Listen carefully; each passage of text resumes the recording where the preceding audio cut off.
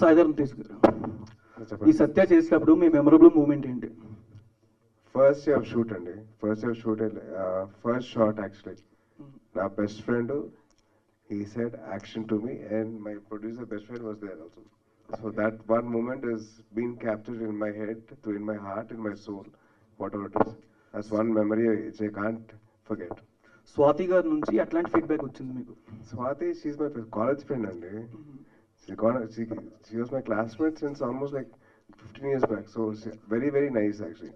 Very happy that all the friends came together, అందరు friends అందరు కలిసి వచ్చి సినిమా చేశారండి. సో ఆ థాట్ ఉంది తప్పించి ఇంకా అసలు ఏ థాట్ లేదండి. మేము మాకు మానిటర్ చేసి తీసినప్పుడు మేము నవ్వుతున్నప్పుడు కూడా జెన్యున్ జోక్ అది, because we are classmates and we are like going through lot of changes in our lifes. అవి మొత్తం ట్రాన్స్లేట్ అయింది స్క్రీన్ పైన.